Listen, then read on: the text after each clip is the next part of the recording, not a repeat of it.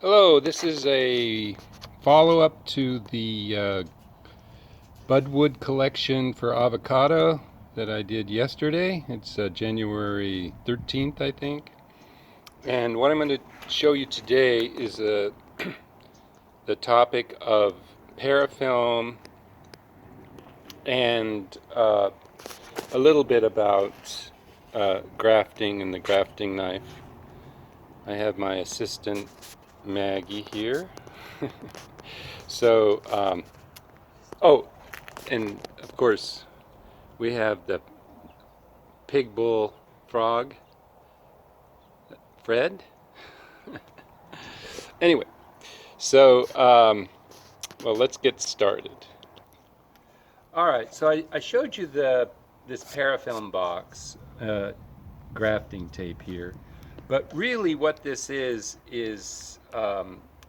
florist tape. This is the parafilm version of florist tape, and they use in the florist industry this half-inch wide tape, but it doesn't work very well for us in grafting because it's just too thin.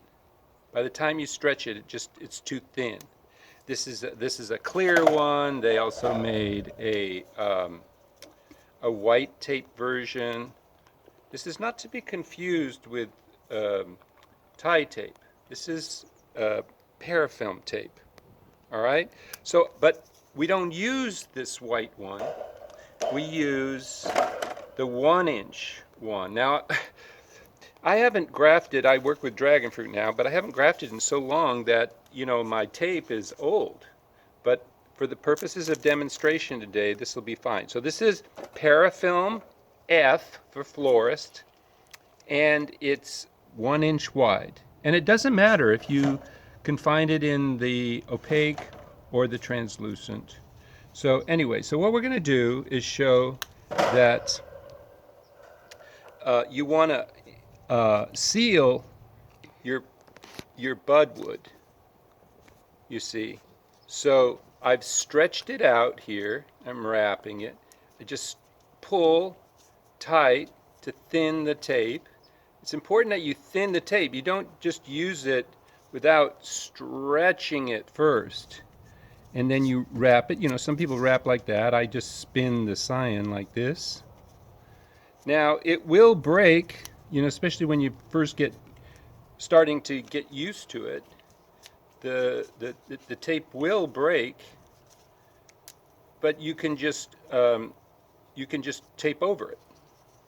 It doesn't. You'd prefer just to have a single layer, but that's relatively unimportant. What's important is that you wrap up. See, it broke again.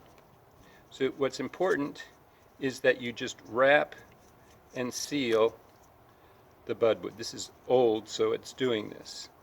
Now there's another parafilm tape. I don't have it. It's used in the laboratory. I actually prefer it. It's called Parafilm M.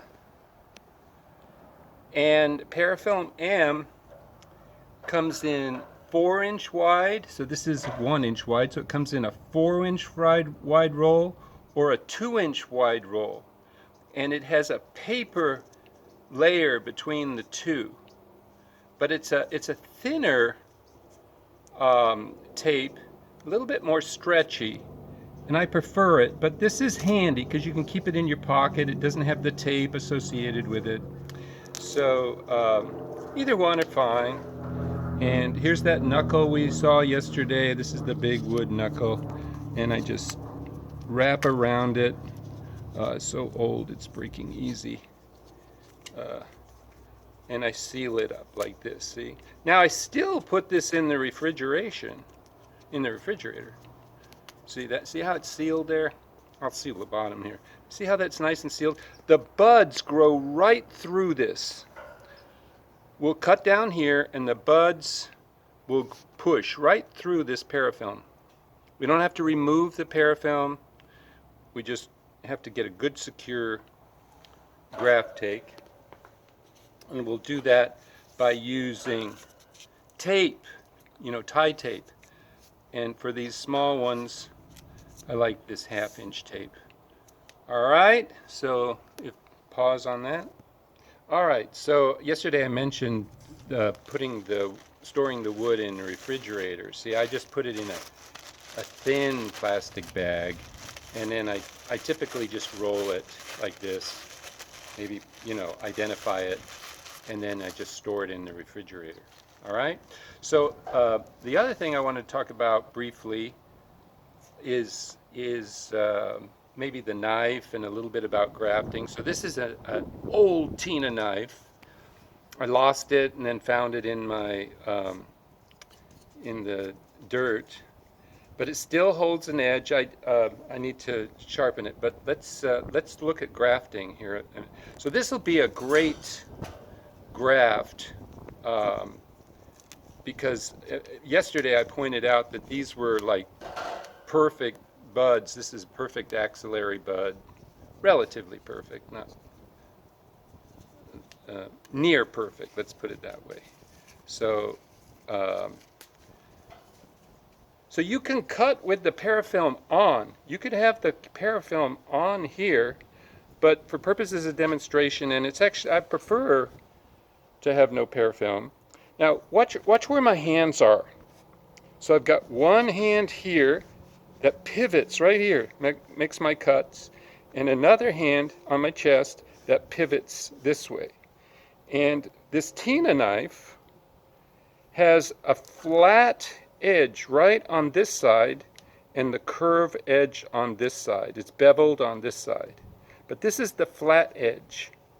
So you want to identify your flat edge because, watch this, if I decide to cut away from myself like this, now my bevel edge is on this side, on the cutting side. The flat edge is on the top. Well, you would think, oh, what's the difference? Well, this doesn't cut. It tends to lift. You see? Actually, I need a knife, if I'm cutting away, that has the flat edge on the bottom. That's the importance of understanding where your flat edge and your bevel edge are on your knife. But here, in this placement, I can take a line of sight from my blade edge to the bottom of my scion. So I place this here, and I can see exactly where I want to go, and I make a flat cut. Now, it wasn't quite deep enough. I prefer to get to the center of this, so I'll make the entire cut again, but it's not quite digging because it's not quite sharp. But you see the hardwood, remember? So that's a perfectly flat cut right there. If we put that on this wood here, on that box there, it's perfectly flat because I just made it with a single cut. And, depending on, and we'll talk about this when I graft in the field, you can make a second cut here, which makes this side here wider than this side. You see, it's like a pie. And you'll realize why you want to do that, because that's when you insert it in a bark graft.